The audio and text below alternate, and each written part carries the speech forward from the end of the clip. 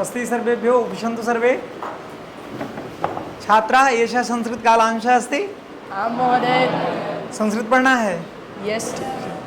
क्या संस्कृत में पढ़ना है, क्या चल रहा है? तृतीय पाठ है गोदोहनम। संस्कृत साहित्यम तृतीय पाठ है गोदोहनम। वाह, बहुत अच्छे।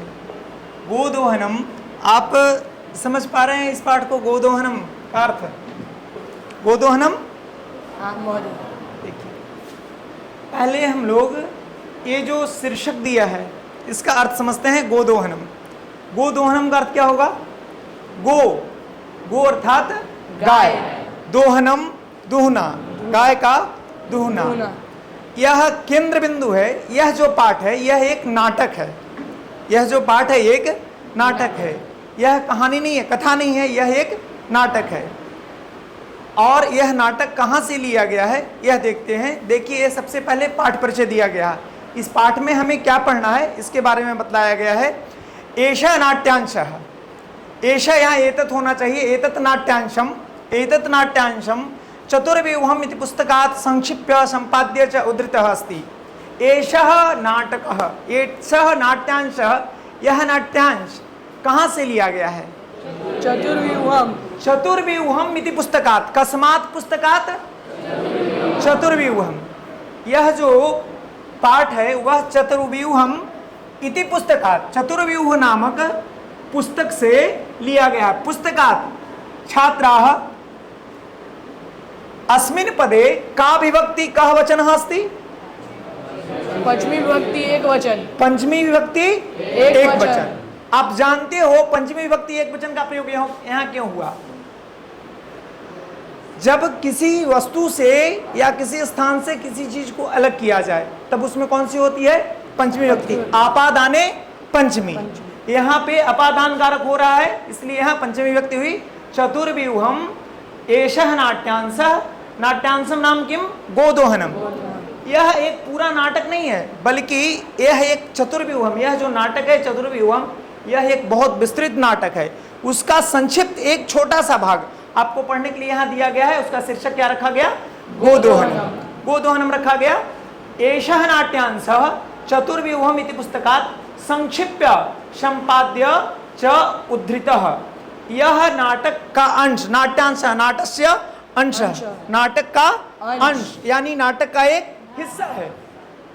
यह कस्मात् ग्रंथात् उद्धृतः, कहाँ से लिया गया है? चतुर्व्यूहम, चतुर्व्यूहम नामक पुस्तकात्, चतुर्व्यूह नामक पुस्तक से लिया गया है। कैसे लिया गया? संक्षिप्य संपाद्य च उद्धृतः। संक्षिप्य शब्द से को अर्थ, संक्षिप्य का अर्थ क्या होगा? संक्षिप्त कर।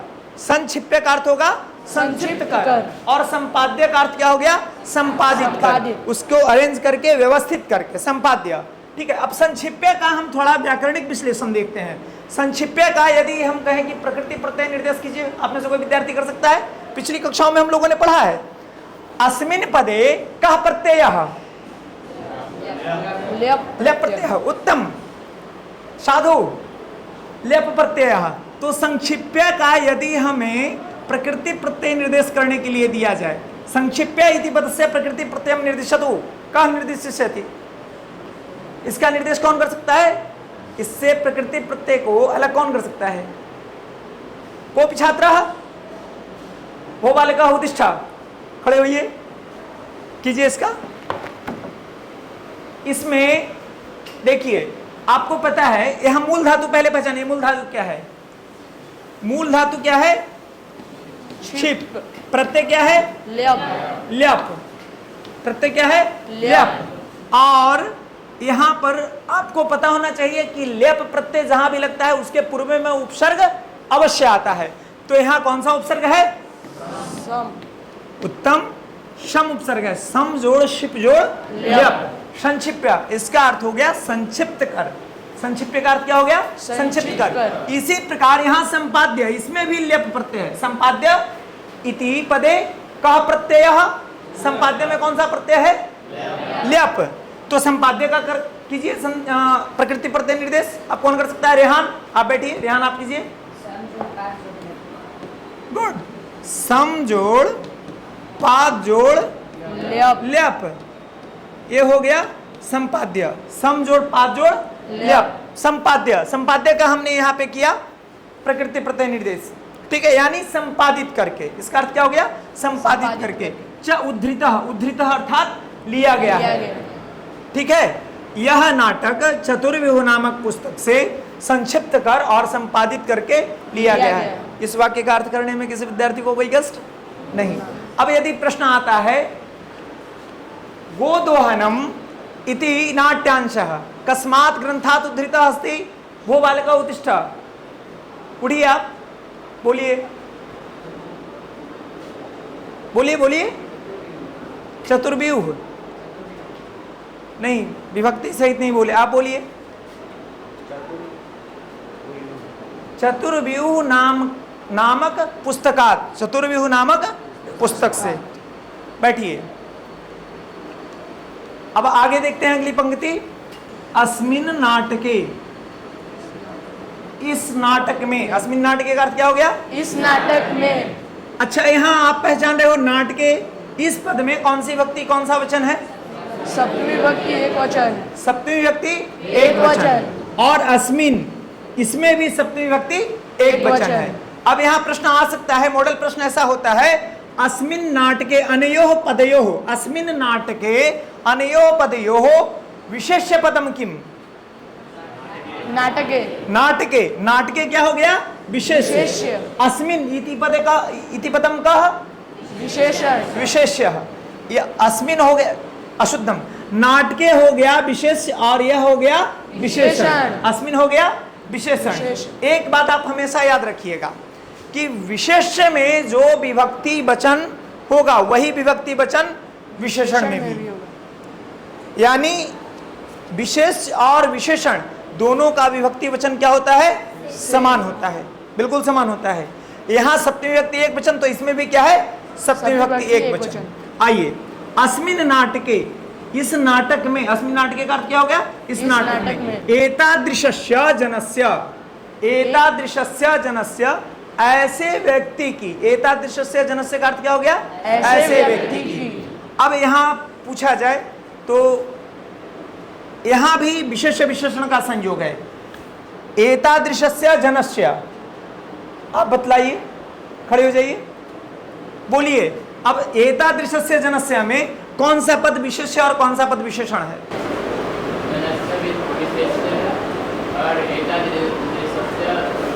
विशेषण है, सही है, करेक्ट। बैठिए, बहुत सही। जनस्य हो गया विशेषण, विशेष, और यह हो गया विशेषण। यहाँ देखिए, यहाँ कौन सी विभक्ति?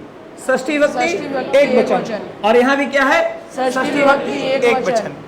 ठीक है, अभी हमने कहा था कि विशेष में जो विभक्ति वचन होगी वही विभक्ति वचन कहाँ? विशेषण में भी।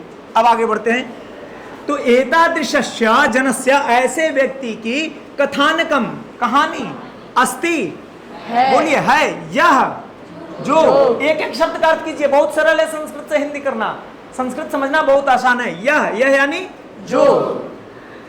धनवान सुखाकांक्षी च, धनवान यानी धनवान होना, धनी, सुखाकांक्षी च, और सुख चाहने वाला, सुखाकांक्षी यानी सुख चाहने वाला। च बतलाए हैं कि च जिस पद के बाद आएगा, इसका अर्थ उसके पूर्व वाले पद में हम करेंगे, उस पद के पूर्व में इसका अर्थ लेंगे हिंदी में। च यानी और, धनवान और सुखाकांक्षी, है ना, सुख चाहने वाला। भवितुम, भवितुम यानी होना चाहता है, भवितुम यानी होना चाहता है। देखिए, भवितुम का हम यहाँ प्रकृति प्रत्यय निर्देश कर रहे हैं। भवितुम आपको बताया है, यहाँ पर धातु क्या है? मूल धातु क्या है? भू, और प्रत्यय क्या है? तुमुन। कौन सा प्रत्यय है? तुमुन। तुमुन, तुमुन प्रत्यय हो गया, भू जोड़ तुमुन, ठीक है। भवितुम, अब तुमुन में ये बतलाया है हमने आपको कि तुमुन में उन का लोप हो जाता है, और धातु के साथ सिर्फ क्या जुड़ता है? तुम। क्या जुड़ता है? तुम। तो हो गया भवितुम, और भू का भव हो गया, ठीक है, भू का भव हो गया, भव जोड़ तुमुन, भवितुम, और ई का आगम हो जाता है यहाँ, तो भवितुम। अब यहाँ एक बार पुनः इसका अर्थ देखते हैं। अस्मिन नाटके, इस नाटक में, एतादृशस्य जनस्य, ऐसे व्यक्ति की, कथानकम, बोलिए हिंदी, कहानी है, कहानी है, कथानकम अस्ति यानी कहानी है। यह जो धनवान सुखाकांक्षी च, धनवान और सुख चाहने वाला सुख चाहने वाला, भवितुम इच्छुकः होना चाहता है। चाहता है। ठीक है। पुनः मास पर्यंतम, मास पर्यंतम अर्थात मास पर्यंतम, मास के बाद, मासस्य पर्यंतम, एक महीने के बाद, मास पर्यंतम मासस्य, महीना पर्यंतम यानी पश्चात, बाद, एक महीने बाद, दुग्ध दोहनादेव, यह संधि पद है। यहाँ कौन संधि विच्छेद कर सकता है? देखते हैं इसका संधि विच्छेद पहले। दुग्ध दोहनाद एव, अब इसका संधि छेद करना है। यहाँ संधि पद है, यहाँ इसके इस पद का संधि विच्छेद यहाँ करते हैं। क्या हो जाएगा? दुग्ध, जोर, बोलिए, जोर एव, दोहनात, जोर एव, जोड़ एव, एव, है ना। यदि आपने पढ़ा है कि किसी भी वर्ग के प्रथम वर्ण के बाद स्पर्श व्यंजन के किसी भी वर्गीय व्यंजन में प्रथम वर्ग के किसी भी प्रथम वर्ण के बाद यदि कोई भी स्वर आए तो जो प्रथम वर्ण है वह क्या हो जाता है? अपने ही वर्ग का तृतीय वर्ण बन जाता है। तो इस तरह से यहाँ क्या बन गया? यह तृतीय वर्ण बन गया। त का यहाँ द हो गया और उसमें एक की मात्रा आ गई, एव के स्थान पर एक की मात्रा आ गई, एव। दुग्ध दोहना देव, दूध दूहने से ही, विरमति, विरमति अर्थात रोक देता है, रोक देता है। दुग्ध दोहना ही वह क्या करता है? रोक देता है। मास पर्यंतम, एक महीने तक वह दूध दूहना ही रोक देता है। ये ना जिसके द्वारा, जिससे माशांते, महीने के अंत में, एक महीने के बाद जब वह दूध दूहने के लिए जाता है, ये ना माशांते, जिससे महीने के अंत में धेनो शरीरे संचितम पर्याप्तम दुग्धम एक बार में वह विक्रिय संपत्तिम मर्जयितुम समर्थः भवेत। ये न का अर्थ है जिसके द्वारा, माशांते महीने के अंत में, धेनो शरीरे, गाय के धेनु के शरीर में, धेनु के शरीर में उसने सोचा कि एक महीने बाद यदि दूध दूहते हैं तो उसके शरीर में क्या होगा? बहुत सारा दूध संचित हो जाएगा, एकत्रित हो जाएगा। धेनु शरीरे, धेनु के शरीर में, धेनु अर्थात गाय के शरीर में, पर्याप्तम दुग्धम, पर्याप्त दुग्ध एक बार में, एक बार में अर्थात एक बार में ही, विक्रिया, निकालेंगे, बिक्री के लिए, विक्रिया का अर्थ क्या हो गया? बेचने के लिए। आप शब्दार्थ लिखते चलिए, लिखिए, लिखिए शब्दार्थ, विक्रिया, बेचने के लिए, संपत्ति मर्जयितुम, संपत्ति मर्जयितुम का अर्थ क्या हो गया? संपत्ति अर्जित करने के लिए। अब देखिए इसका हम व्याकरणिक विश्लेषण देखते हैं थोड़ा। इस पद का प्रकृति प्रत्यय निर्देश करते हैं एक विक्रिया। विक्रिया क्या कर सकते हो आप में से कोई? आनंद, आनंद खड़े हुए, विक्रिया का प्रकृति प्रत्यय निर्देश कीजिए। अभी प्रारंभ में बताया था, अंत में यह है, इसमें कौन सा प्रत्यय है? ल्यप। बोलिए, बी जोड़ क्री जोड़ ल्यप, वी जोड़ क्री जोड़ ल्यप। इसका अर्थ हो गया विक्री करके। अब एक बात और याद रखिएगा, ये जो क्री है, इस क्री का अर्थ होता है खरीदना, और एक क्री यहाँ क्री, ये क्या है? क्री। तो इस क्री का अर्थ होता है करना, और इस क्री का अर्थ क्या है? खरीदना। ये दोनों में भिन्नता है, ध्यान रखेंगे इस बात का। ठीक है, विक्रिय का अर्थ क्या हो गया? बेच करके। उसने सोचा कि जेना मासांते, एक महीने के अंत में धेनु के शरीर में संचित, गाय के शरीर यानी शरीर में संचित, संचितम पर्याप्तम दुग्धम, पर्याप्त दूध को एक बार में, एक बार में अर्थात एक बार में ही, एक बार में का अर्थ क्या हो गया? एक बार में ही। कहाँ थे? हाँ, विक्रिया, विक्रिया अर्थात बेचकर। संपत्ति मर्जयितुम, संधि विच्छेद करेंगे यहाँ तो हो जाएगा संपत्तिम जोड़ अर्जयितुम, संपत्ति अर्जयितुम अर्थात अर्जित करने के लिए। अर्जयितुम का अर्थ क्या हो गया?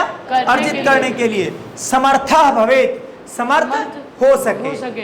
एक बार में युवा गाय के शरीर में जब एक महीने तक दूध नहीं दुहेंगे, उसने सोचा कि एक महीने तक दूध नहीं दुहेंगे तो गाय के शरीर में जो संचित दुग्ध होगा वह एक बार में ही ढेर सारा होगा, और उसको बेच करके, बिक्री अर्थात बेचकर संपत्ति अर्जित करने में समर्थ हो सकेंगे, है ना?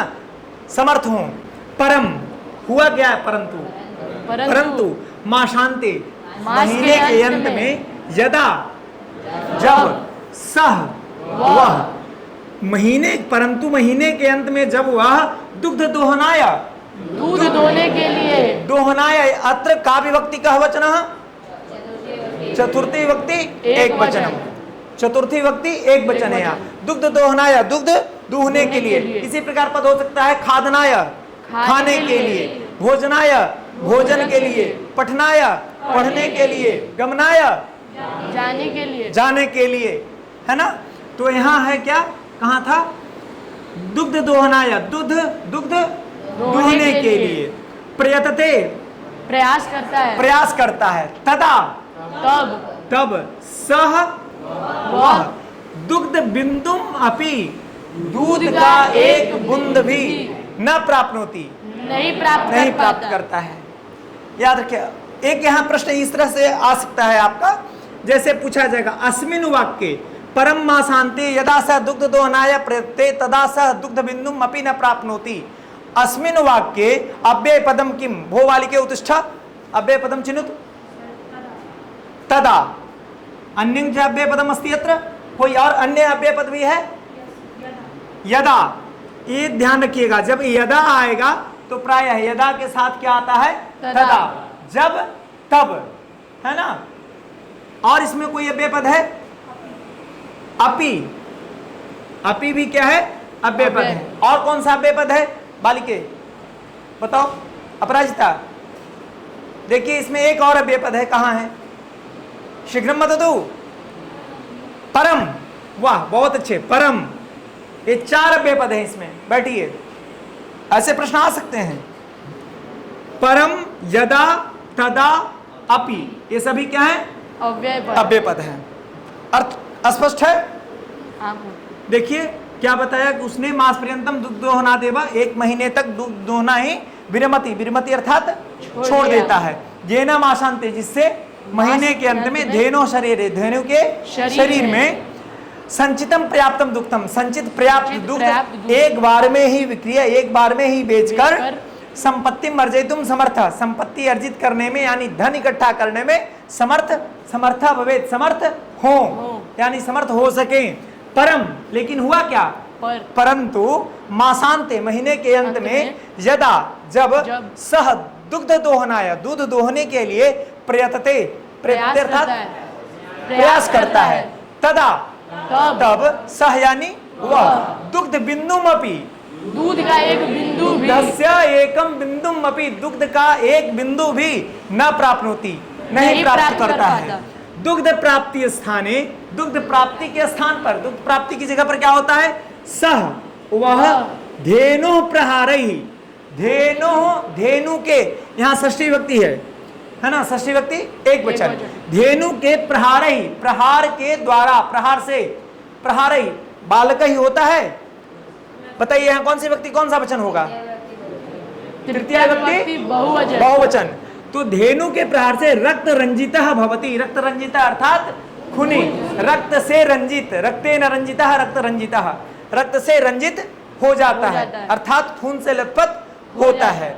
अवगच्छति अवगच्छति अर्थात चिंतयति अवगच्छति अर्थात चिंतयति हिंदी में क्या बोलेंगे सोचता है क्या सोचता है च अवगच्छति रक्त रंजिता भवति अवगच्छति च रक्त रंजित हो जाता है और सोचता है क्या सोचता है यत यत का अर्थ क्या होता है कि है ना।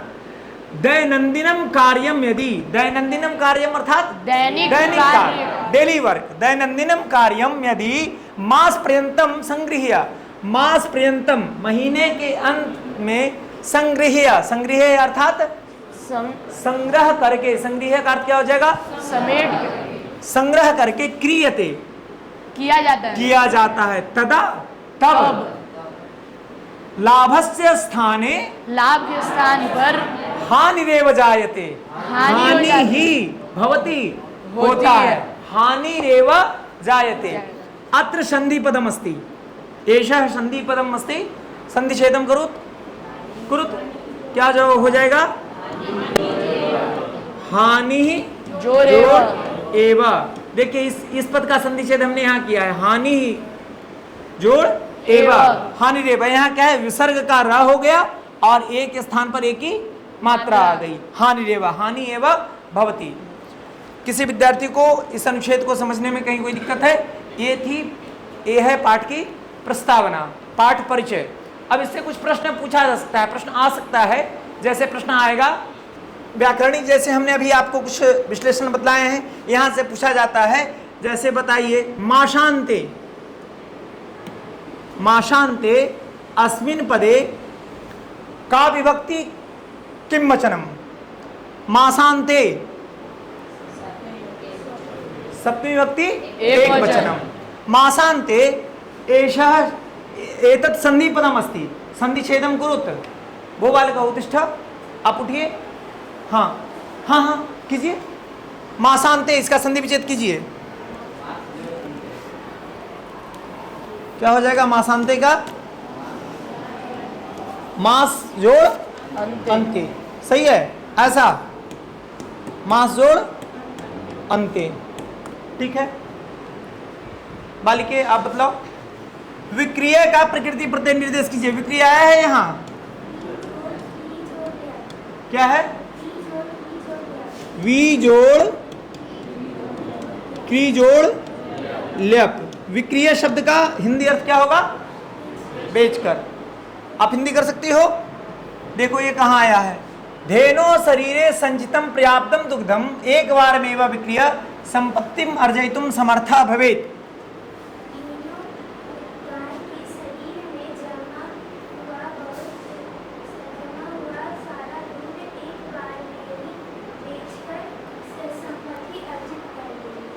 संपत्ति अर्जयितुम, संपत्ति अर्जित करने में, है ना, करने के लिए समर्था भवेत्, समर्थ हो। उत्तम, बैठो। ठीक है बच्चों, तो इस तरह से हम लोगों ने इस पाठ का परिचय देखा। अब अगली कक्षा में हम इस नाटक में कुल 5 दृश्य हैं। कितने दृश्य हैं? 5 दृश्य। अब अगली कक्षा से हम लोग इसके जो दृश्य हैं उसको देखेंगे, इस नाटक का विस्तार रूप से हम लोग अध्ययन करेंगे। ठीक है, आज की कक्षा यहीं तक। धन्यवाद। आप लोगों को एक कार्य करना है, आप इसकी रीडिंग देंगे और जितने कठिन शब्द हैं सारे कठिन शब्दों को आप अपनी पुस्तिका में, है ना, अपनी नोटबुक में लिख कर रखेंगे। जितने भी हार्ड वर्ड हैं, जितने कठिन शब्द हैं, उच्चारण करने में कठिनाई हो या शब्द का अर्थ नहीं जानते हो, उसे जमा करके रखेंगे। ठीक है, ओके, धन्यवाद। धन्यवाद महोदय। स्वस्ति सर्वेभ्यो, उपविशन्तु सर्वे।